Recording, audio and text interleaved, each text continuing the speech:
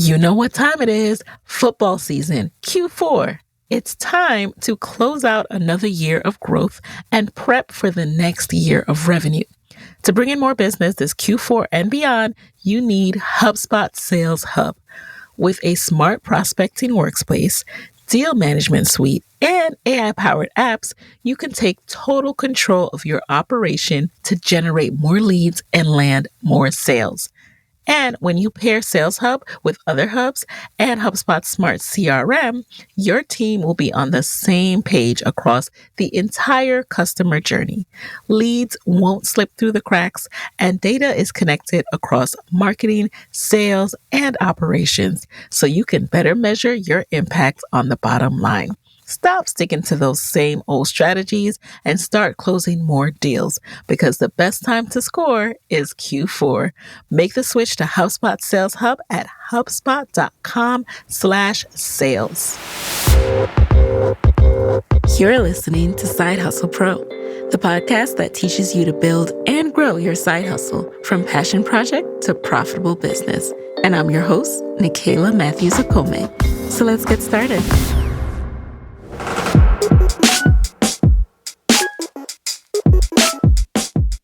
Hey friends, hey, welcome back to the show. It's Nicaila here, and today in the guest chair we have Claudia Walker, the founder of HBCU Prep School. Claudia is an Oakland-based author, speaker, and former principal whose work has been featured in Forbes, Essence, and Black Enterprise. As a proud second-generation HBCU graduate, her best-selling book series, The ABCs of HBCUs, was inspired by her undergraduate experiences at Spelman College and as a student in the Atlanta University Center. After graduating from Spelman, Claudia moved to New York, where she helped structure, price, and execute multi-million-dollar new issue debt securities for a major Wall Street investment bank. Her second book series, The ABCs of Black Wall Street, was inspired by her experiences on Wall Street and her love of Black history. Today's episode, Claudia shares all about how she went from majoring in English to working on Wall Street to now starting a publishing company. Let's get right into it.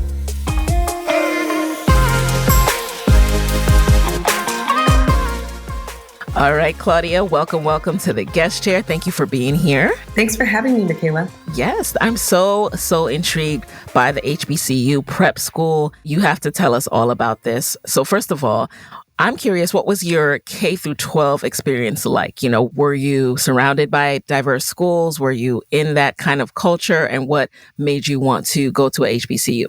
So my K through 12 experience was pretty unique. I think both of my parents were educators when I was growing up. So, you know, at some point they were both teachers and then became administrators. So education was, you know, something that was really important in my home. I did go to predominantly white schools, K through 12, but my parents kept me busy. So this was before people were paying hundreds of dollars for summer camps. My parents would just take me to their school during the summer for summer school. So I might be, you know, fourth grade sitting in a middle school class. And for me, it was a lot of fun because I got to meet students that I would have, you know, potentially not met at my schools. I got a chance to be challenged. I got to see new environments. So it was a lot of fun for me. And because I went to predominantly white schools and my mom also attended an HBCU, that kind of intrigued me into the possibility of attending an HBCU. All right. And so then you went to Spelman, which we know it is amazing school with so many awesome alums. So what was your experience like there? It was, I always say it was magical. It's different in so many ways from what I had been used to. It's all women's. It's historically Black. So many of my professors, I was an English major, so we did a lot of, you know, there's a lot of literature and a lot of history. I was also a management organization or business minor. And I think the true testament to the Spelman experience, aside from the sisterhood and the connection and the traditions, is that as an English major, because of the English department and my deans and my professors' recommendation, I ended up on Wall Street. I was just about to ask, how does an English major end up on Wall Street? Having professors and people who really believe in you and who challenge you to push yourself. I think they looked at me and said, you're a well-rounded student. You're smart. I know this may be somewhat outside of your comfort zone, but you can figure it out, and I realized that when I worked on Wall Street, yes, there are a lot of really smart people there, but oftentimes it's just a network. You may be working with someone who's not the smartest, but because his dad had a job there, or his dad is a hedge fund manager, or his dad went to Yale, he gets that pass to get the job that, other people who maybe worked a little harder or were more talented didn't get. So it was an amazing experience, and it really just taught me that, I can make it anywhere.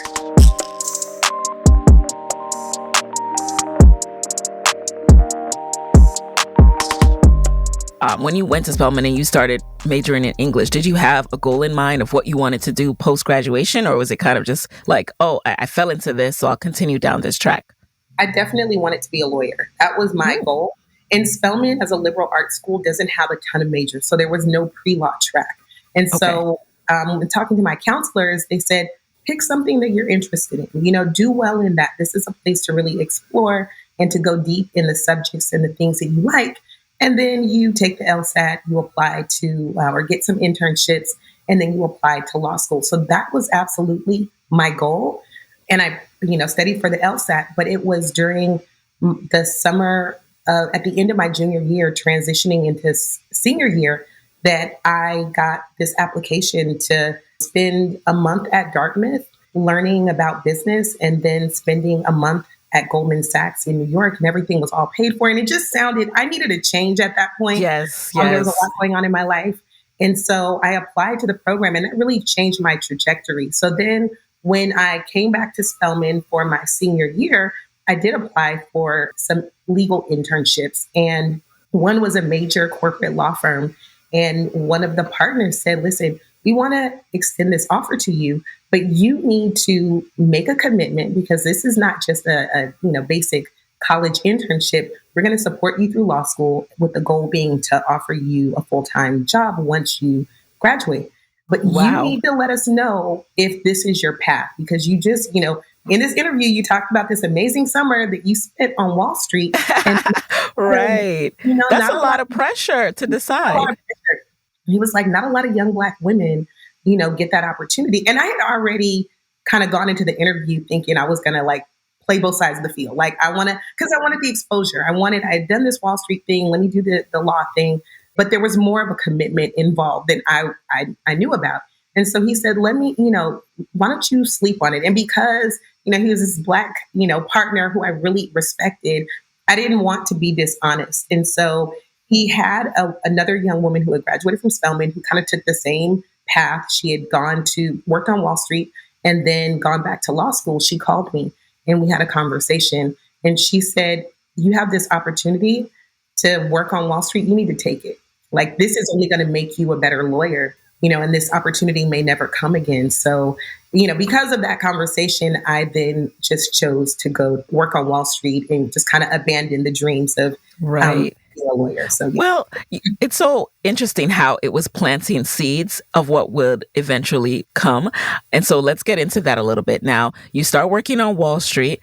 When did you get bitten by this side hustle bug? So I had always had this idea that, I'd be an entrepreneur. Both of my parents are, again, they worked in education, but they always had these side hustles, whether it was real estate or taxes. And so I just didn't know exactly what I wanted to do. I was also on Wall Street during 9/11. So I kind of stayed a couple years after the attacks, but that changed things for me. I knew that this wasn't the thing that I was completely passionately in love with. And so I just started exploring. But when I resigned from my job, a lot of people don't know this, I went to FIT and took classes in fashion. And I finally, literally every day I'd come up with ideas and I'd share them with my roommate, and they'd be like, oh my gosh, you have something else. And then finally, work is expensive. So I'm going to school. I'm still paying rent. I don't have income coming in, but I had a pretty nice stash from my time working on Wall Street. And then I finally decided that it was time to come home to figure things out and live with my parents and not have to pay rent. So I moved back to California, And interestingly enough, I started writing a stage play. I started writing, and I thought that that would be the thing. I kind of sent it off to some producers and figured I'd get a job in teaching while I waited for them to make me the next Tyler Perry. And so that's how I got into education.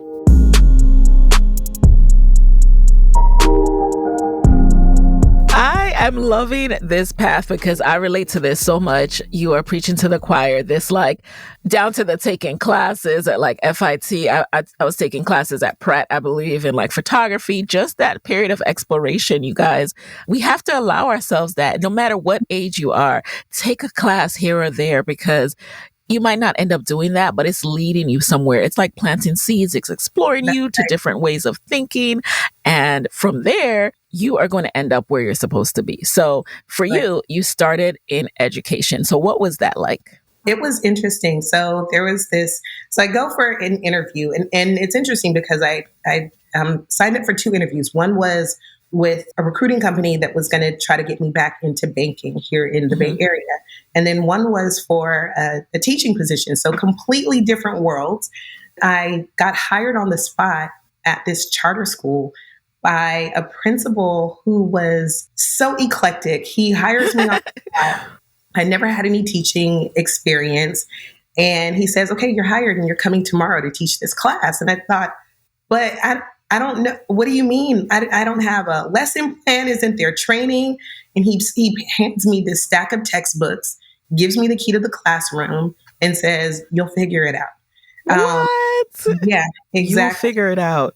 You'll figure it out. And for most people, it would have been a disaster. But I think that's what Spelman taught me. It really taught me like, you got the skills.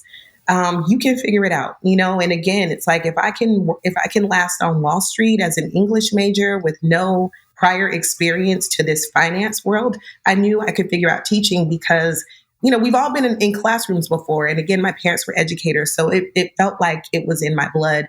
And so I went into the class the next day. Actually, I think I might have been hired on a Friday. So I went in with my mom, kind of rearranged the class.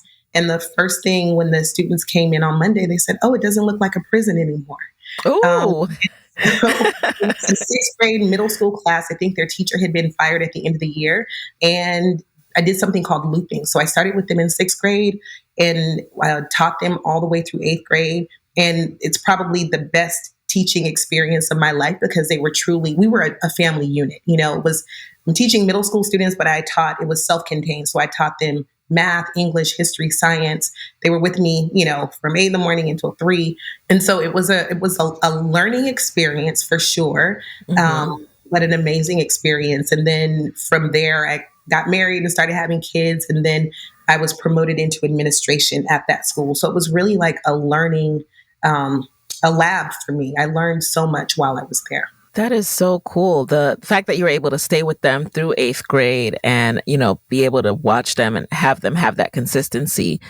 I'm sure you also observed things that you wanted to change, right? And things that influence what you later started to do with your book series. So what were some of those things and how did you want to change them?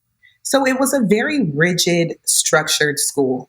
And there was a reason for that. You know, I think when the founder came into the school, it was probably one of the lowest, or not probably, it was one of the lowest ranked schools in Oakland, California, which is where I'm from. And so he came in and he put a lot of structures in place where students had an hour and a half of math and English each day. But there were no electives. There were no summer opportunities. And so when I moved into administration, especially because I was principal of a middle school and a high school, I knew that they needed more of an outlet. So I worked with the students. And also one of the things is that the students didn't have much of a voice. It was very top down.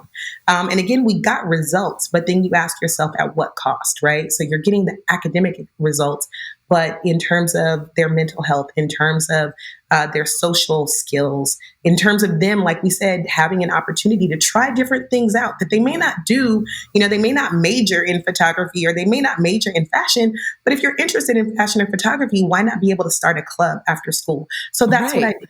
I worked with the students to figure out what kind of clubs they wanted. I worked with my staff to figure out what kind of clubs they felt like they could support. we implemented the first school-based clubs on campus and internships. So that was, I think, one of the biggest contributions that I was able to make to that school. And why did you start HBCU Prep School? Well, I started the publishing company because I recognized once I had children and in, the 15 years I'd been teaching that, especially being here in California, there was a gap in terms of what my own children and my students knew about historically Black colleges. And mind you, aside from that stint that I had in the beginning where I was teaching middle school, I was working pretty exclusively with high school students. And so oftentimes, whether it was a college fair that they attended, as juniors or seniors, or the Black college tour that came to town, sometimes for many of my students, it wasn't until they were applying to college that they learned about HBCUs. And sometimes that's a little bit too late, not only for the students to wrap their heads around moving across country, but also for their families. So just the experience that I had at Spelman was so amazing that I wanted to make sure that students, particularly here in California, weren't being deprived of an opportunity to go to an HBCU simply because they didn't have access to them or know about them. And then again, with my experience on Wall Street, it was such a transformative experience, not just because of what I learned, but because, I'm sitting on the trading floor and my colleagues that were older than me, in addition to working or saying, hey, I'm about to buy 100 shares of this company, or I'm about to buy 1,000 shares of it, or what do you think about this stock? And I'm literally like 22 sitting there listening to them thinking, well, they've been here for about 20 years. If they're buying that, let me buy a couple shares too, right? And so I had built up this investment portfolio. And I thought, why not share this with the young people, my own children and my students, especially as these students are beginning to transition from high school into, college or the workforce. Why not teach them these skills? And so that's why I launched the company. But, obviously the first book was the ABCs of HBCUs.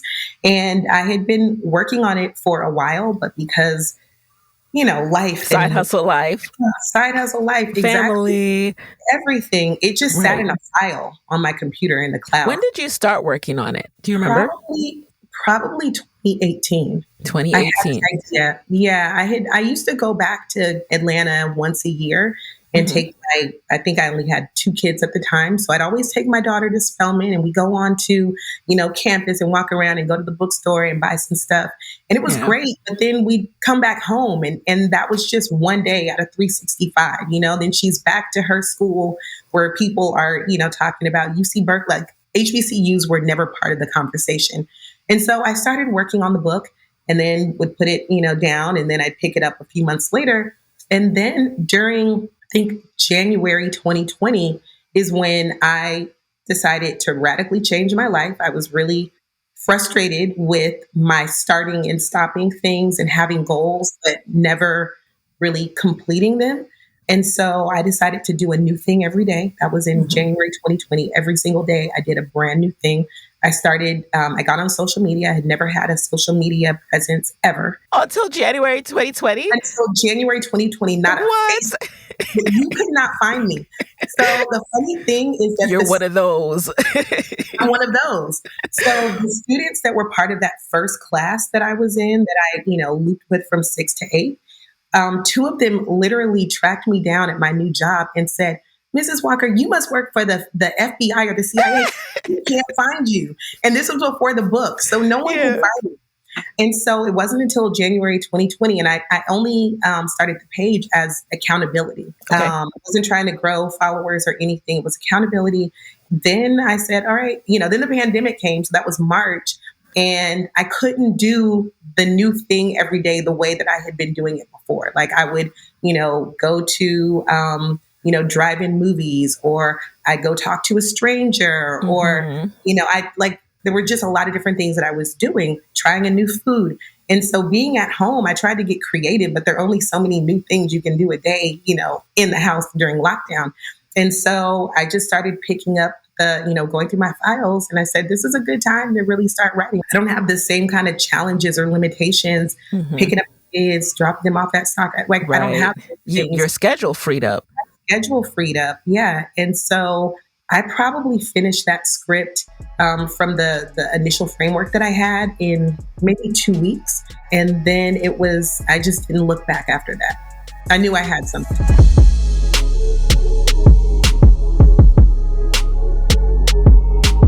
So tell us, for those who don't know or haven't had a chance to purchase it yet, what is the book series about? When you say the ABCs of HBCUs, like how big is the book series and what does it entail? Sure. So it started with the first book, which is a board book. It takes, readers on this VIP all-exclusive tour of 55 historically Black colleges from A to Z. And we also include all of the Divine Nine, so the Black Greek letter organizations. And it's really this introductory experience or exposure into the lifestyle and legacies that make historically Black colleges, such an amazing part of the American tradition and the Black tradition. And so once I launched that book, I also created a flashcard line. I created coloring books. I created puzzle. We just launched a puzzle line. I also created workbooks. So the workbooks are for elementary, and then we have a middle and high school workbook.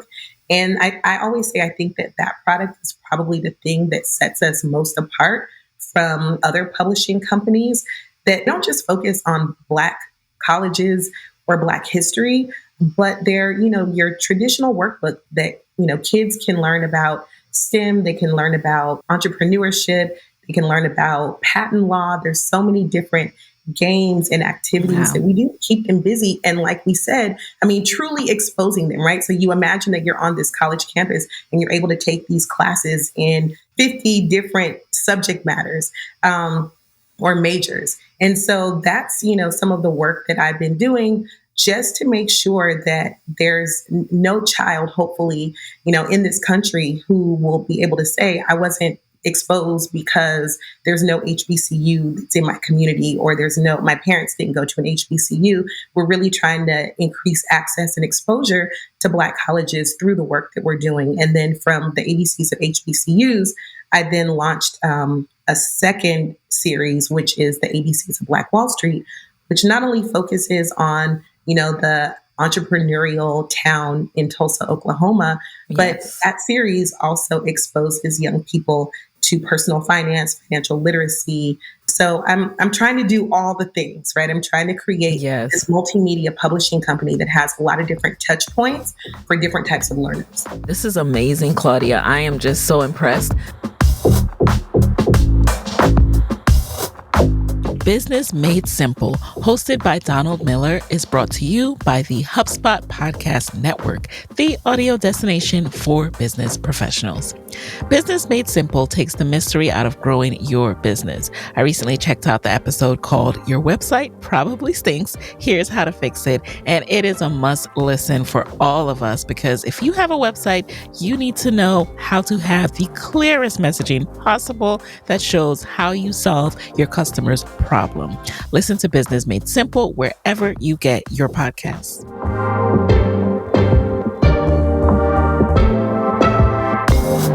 When it came to self-publishing, what does that entail? How do you self-publish? So the first thing for me once I finished writing the script was to look for an illustrator. And I did consider trying to go the traditional route, the traditional self-publishing. But the more I learned about the industry, the more that I recognized that it wasn't for me. I wanted to have total control over every part of the process. So, finding an illustrator and figuring out when the book was going to hit market and talking directly to my customer base. So once I finished the script, I had to look for an illustrator. And I think that's probably one of the most difficult parts of the process, because you're trying to find someone who can bring your words to life. And particularly for the ABCs of HBCUs, I was really hopeful that I could find, I wanted to work with Black artists, but I was also hoping that it would be someone who had attended an HBCU, so that they would be able to bring their experience into that creative process. And so once you find your illustrator, you then need to make sure that you have gone through an editing process. Once I had passed off the illustrations, it was then time for me to figure out, how do I source this book? How do I find someone who can, print the book, will have good quality? So I went to Alibaba. And I was able to contact different print companies. They would send me samples. Why Alibaba? How did you learn about that as an option? Well, so I'm the serial entrepreneur. So I'm constantly before this watching podcasts and watching YouTube videos. And, in my former life with some of my other businesses, I needed to source products from Alibaba. Now, I had considered printing here in the States, but one, it was expensive. And two, because I wanted the book to be a board book. There were the traditional ways of publishing in the States don't allow you to print board books economically. Okay. So it was going to be like an astronomical cost for me to print a board book within the States. And so I knew that I needed to source outside of the country. So you went to Alibaba, and what happened next? Yeah. So then I found the companies that were most responsive, because you'll find that if you send queries out to 10 companies, only 4 might respond. Right. And so once I got into conversations with different people, I asked them to send me samples so I could see what the quality would look like. Okay. And then I decided on a particular printer. Once I got the final print files for my book, I sent it to the printer. They sent me a copy of the book so I could make sure that it actually looks like I want it to look with my actual book files. Yes. And then once I put that order in, I started marketing the book. I then created my second social media account and built my website, and then started to market the book and market the business.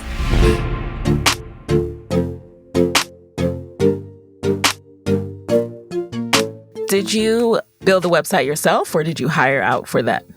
I built it myself. I'm a very DIY kind of person. Yes, so I've seen. So as someone who was not on social media for a very long time, and now you have this business to promote, how did you go about doing that? So we were home, right? So I was promoting the business. So I think the process of finishing the book and the illustration files probably was from May 2020 until maybe October 2020. Okay. And I think I launched the social media account and my website September 2020. Okay. And I'm looking it up right now. I'm like, okay, let me see. Now that you said that, I'm so curious how you went about it. Did you end up hiring an intern, or were you the one posting? I did everything. Wow. I think what helped a lot is that we were home during, COVID, and my children were here. So I used them as a lot of the marketing for the company. And the interesting thing about it, I'm really about just doing as much as you can with what you have, fake it until you make it. And I didn't used to be like that. I used to be the person who felt like I needed to throw money at everything. And that didn't work. So when I started the Instagram site, I didn't have a copy of the book, right? I'm still waiting to get the books from China. But I used the samples books that they sent me that were the same dimensions as the book that I was going to publish. And I printed out the front and back copies on paper of the book cover, and then taped it and glued it to the hardcover. And I took pictures of it. And if you tried to zoom in, you might be like, right, don't zoom in. Don't zoom in. But for the most part, it looked official, Yes. And a lot of the early pictures, if people look on my Instagram, a lot of the early pictures of the book, you can tell it's matte and it's not as shiny as the real copy. And that's because I was like, well, I can't wait, I can't wait weeks to get the book. Let me use what I have so people at least get a sense of, what's to come. And so I use my kids a lot in pictures. And because we were at home, and because my youngest child was in preschool and I really was homeschooling him, I used a lot of content from my homeschooling to position the business. And so that's how we got some of the first few followers. And then I also created a line of flashcards, which were HBCU inspired flashcards. And I put them on a board, and I came downstairs and was literally going through the flashcards with my son, who was 3 or 4 at the time. And I took a raw morning video, not good lighting. Like I didn't know anything about lighting or anything. Right. There's a video of him saying his ABCs with the cards, but you could see that like each letter represented an HBCU. And I posted it and people liked it. And I said, hey, by the way, if you want these flashcards, they're a free download on my website. And then the Shade Room picked it up. Wow. And that took my business like overnight. I went from being super excited because I was getting like 1 or 2 book sales a day to when the Shade Room posted that video, we were doing like $2,000 a day, $5,000 a day. I think we went as high as $6,000 a day in book sales. And it blew my mind. Wow. And we got tons of followers. And so it was a very organic process, but I'm really grateful for that opportunity because it did kind of catapult the business to the next level at that point. So when the Shade Room posted you, did you have the books at that point, or how were you handling sales and fulfillment? It was pre-order. So pre-orders. Okay. Yeah, so people were coming onto the site primarily to get the flashcards. Okay. But I'd say, 50% were placing an order for the book. And it got to the point where I then had to put another order in because I had just done an initial run of 1,000 and I had to put another order in for another, shipment of books. But it was a pre-order. And this happened in early October. So maybe a month after I launched the website and the Instagram site. And it was a wonderful experience. But, being a new company and trying to fulfill people's expectations and then having this pre-order, some people read that it was pre-order and some people were just like, let me click, buy. And so emails like, where's my book? And then the book shipment was held in customs for a while. And, you want to get them out. My goal was to get them out for the holidays. And so we had to pull some strings. It was a really stressful period of time because as a new company, you want to deliver. Like you want to know that you are who you say you are, that you're for the community, that you have like the, immaculate customer service. And so once we got the shipment of books, it was a relief, but we were literally pulling all-nighters, me, my husband, the kids, trying to get books packaged and shipped out so that people could get them for the holidays.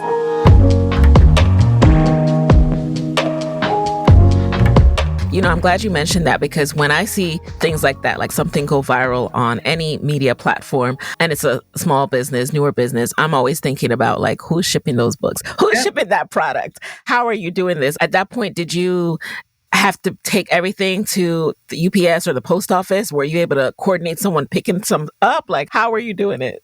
No, we were we were doing everything. And I don't even know that we knew. We were just trying to get everything done that even if there was another option, we didn't even have time to research it, right? Because it's still the holidays in our house and we still have little kids that are like, where's my stuff? You get this, toy off of my list. So we're working full-time jobs. We are still trying to create, this family and holiday environment for our children.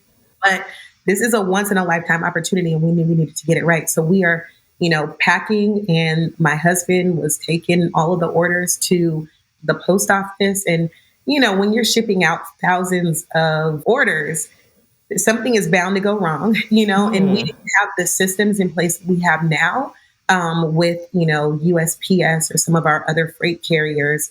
But I'd say that 95% of the people were happy, and those who didn't get their products, we made it right. What can you share to help someone else before they get into that situation? What tips about shipping in bulk, shipping large orders can you share with fellow side hustlers? Well, so my husband is the one who handles all shipping. So what I do know is that our website is hosted through Shopify, and he prints out something that I believe is called a manifest. So that because what was happening before, we would have this crate of, maybe 50 packages, and you would think that the, shipping companies would be happy, but they weren't. They were like, who's gonna scan all that? Or they just tell us to leave it. And if we left it, we didn't have a way to track that it was actually scanned into the system. Sometimes you have, we would take things to USPS or, whatever carrier at the time, and we do what they told us to do.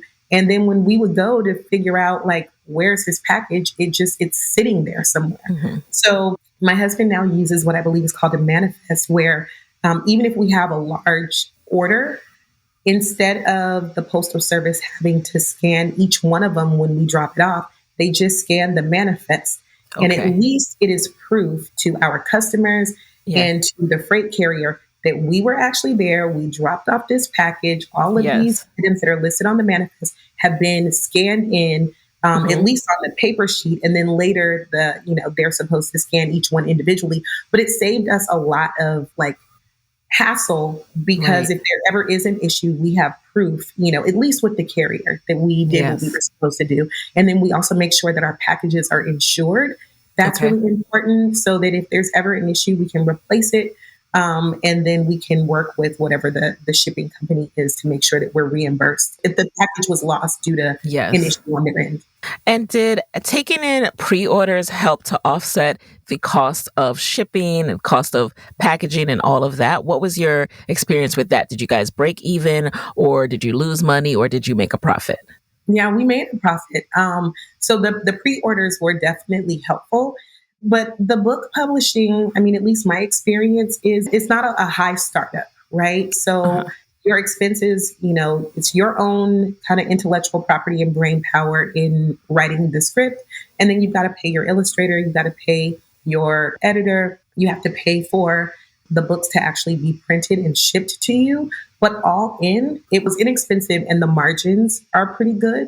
And especially, I think for us, first starting with a board book, it created a bit of a premium product, because you don't always see, I think oftentimes people who self-publish either do a hardcover or a soft cover. And so creating a board book made it somewhat of a novelty item, and it's durable. And so we charge $19.99, which is a bit of a premium, like on the higher end, but not astronomical, right? Like everybody has $20. And so the margins were great. And so we turned a profit within that, that run that we had with the Shade Room. We were profitable.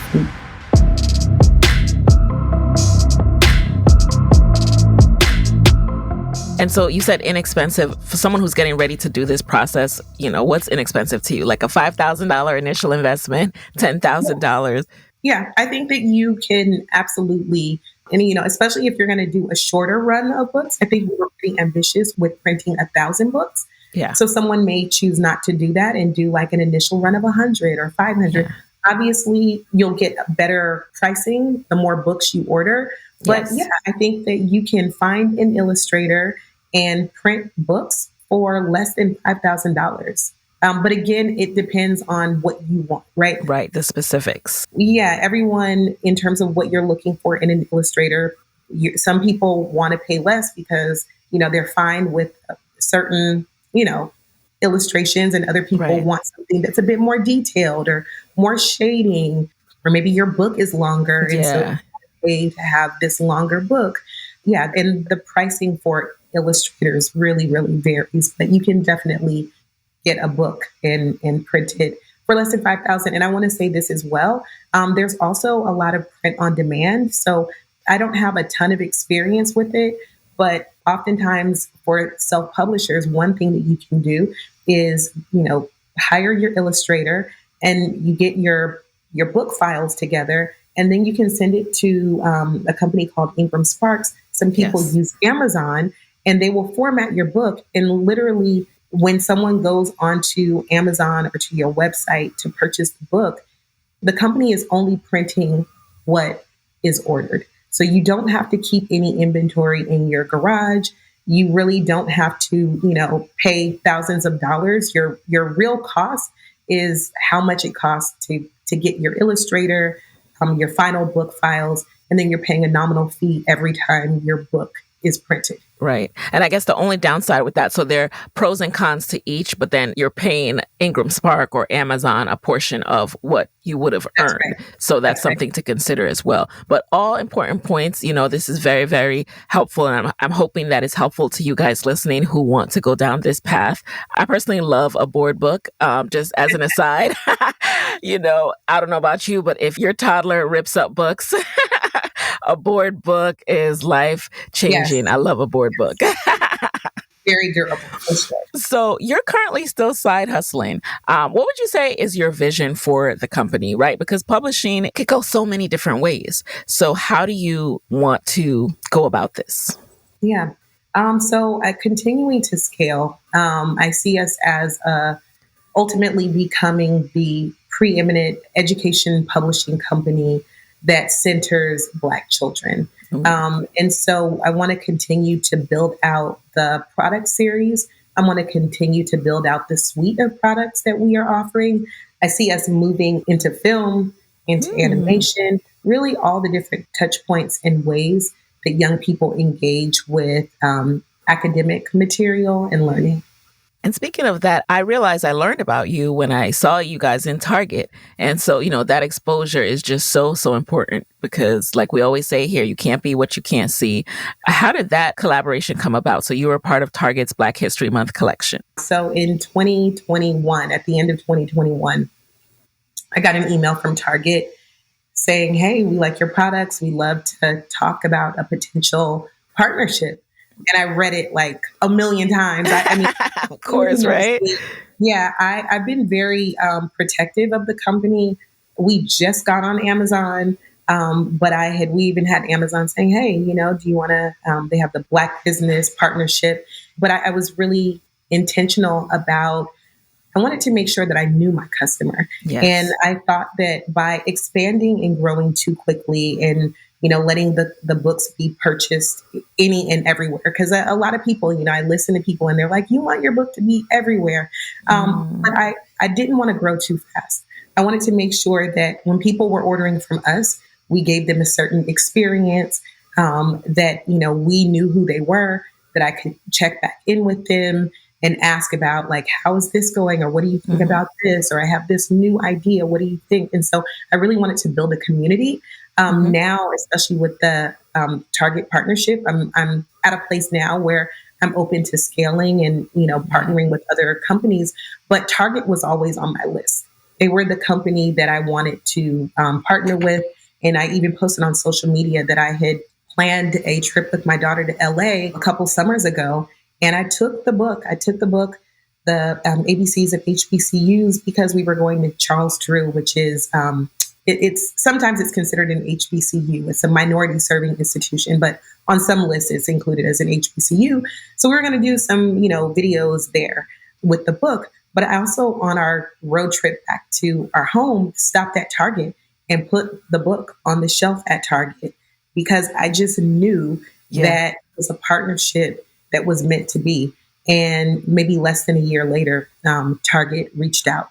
And so it's been a wonderful opportunity to be able to, as you said, have more people be able to see our product and our brand than was possible by just selling on the website or promoting on Instagram. Right. And so I'm really, really grateful for the opportunity. How has that shifted your business in terms of revenue and in terms of expenses? Oh, so Target placed a really large order for books. But I think what people need to know is, even though I placed, once I got the purchase order from Target, I had to place an order for books in October. I still haven't got paid. Like, you need to know that when you are working, and I don't expect to, I know how it works. So you have to have the capital to be able to fund the orders. It's not like Target says, hey, we want this many books, and then they cut you a check. You need to make sure that you're able to scale quickly and go into retail. But, looking at the numbers, it's, an incredible blessing. And it's going to put our business, it's taking us to the next level, not just in terms of finances, but again, I think even more important than the finances, it's really the exposure. My prayer is always that the right people will see the book. And so that's the right children, that they will have access to it. But people who will be able to, help us build and scale the business. Okay, so you touched on having the capital. How have you been able to manage that capital so that you have enough when someone like a Target comes calling? Is it because you're still side hustling? Are you investing some of your full-time income, or is it all reinvestment from the business? It's reinvestment. So I don't take any money out of the business. I don't pay myself. I don't do anything. And actually, there was a little bit of a hiccup. So when we got the final order from Target, it came much later than, and I work also with a company called ReaderLink. And so ReaderLink is the middleman. And if you see, whenever you see books in Target or Walmart or Costco, it's usually a ReaderLink placement. And so I've been working through ReaderLink, and I got the final order much, much later than I had anticipated. And I think that oftentimes with big retailers, they assume that, they're dealing with me like I'm a scholastic, like I have a million books in a warehouse somewhere. That wasn't the case. I had to place an order in China. And we ran into some difficulties because since the order was placed so late, the company that I usually work with was not going to be able to deliver in time. And we were in a situation where this deal was actually not going to go through, not because, I didn't want to do it or because Target didn't want to do it, but I just didn't have I didn't have inventory. So there's another company that I had worked with before, and they were able to do it, but the cost was so much higher. I didn't have the money, did not have the capital. And so we had to take out some loans from family. And I'm grateful that we were able to do it. But again, I think that it just speaks to the fact that you've got to be nimble. You've got to make sure that, you maybe have done the work. And even if you don't need the capital, that maybe you have met with your bank to say, hey, am I in a position to get a line of credit, or, am I in a position to get a loan even before you need it? So not to say that you're going to get a loan when you don't need it, but do you have all of your ducks in a row so that if you need to get $10,000 or $50,000 or whatever it is, you aren't scrambling at the last minute. People that you need to reach out to in order to make it happen.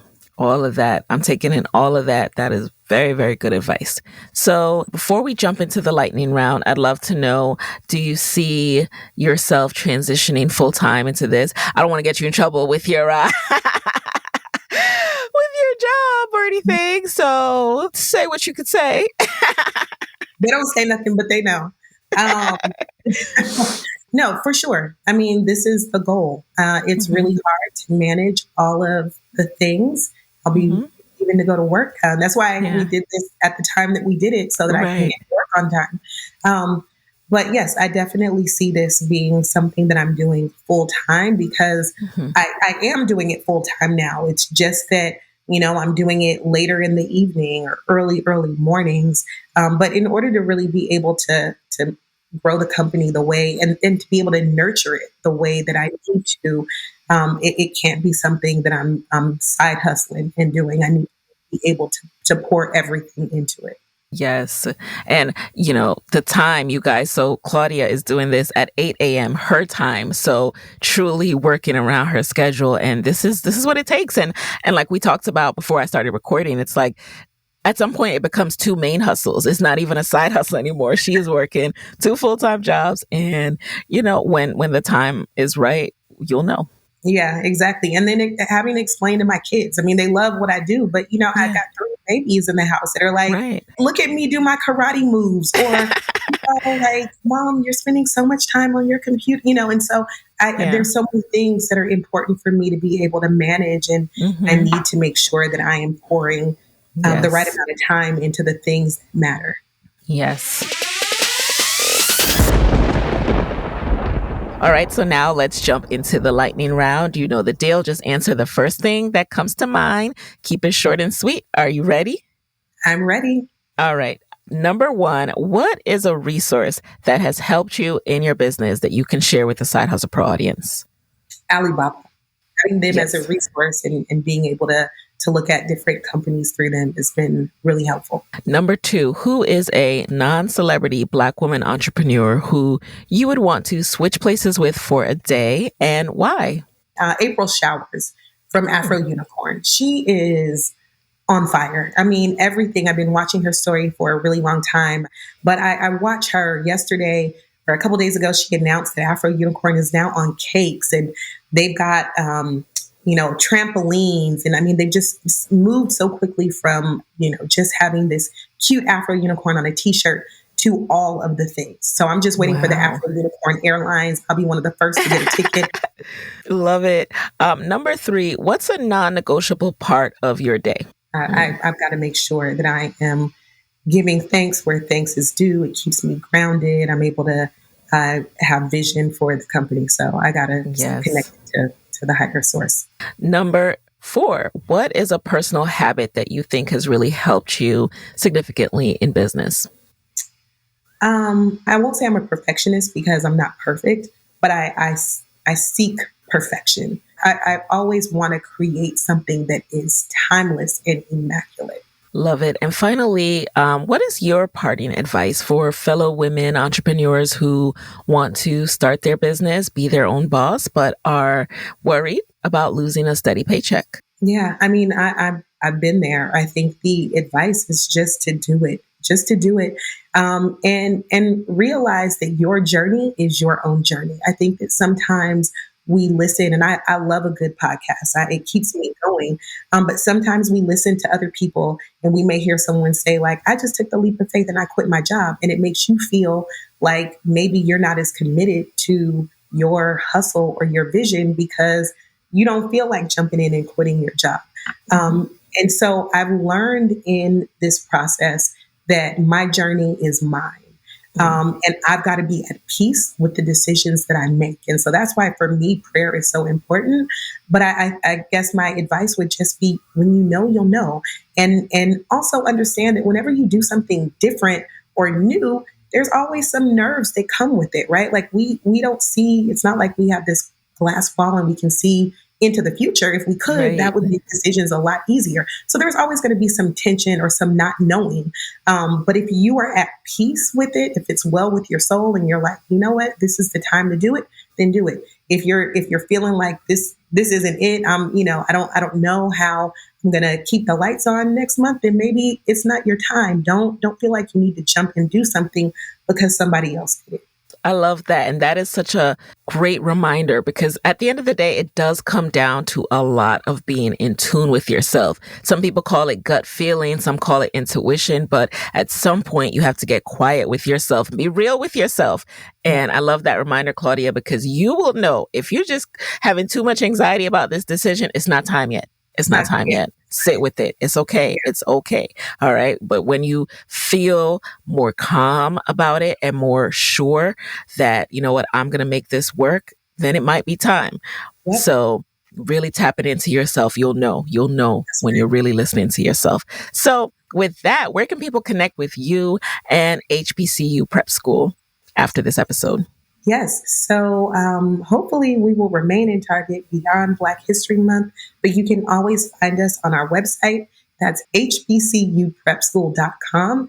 And we're pretty active on social media, and the handle is HBCU Prep School.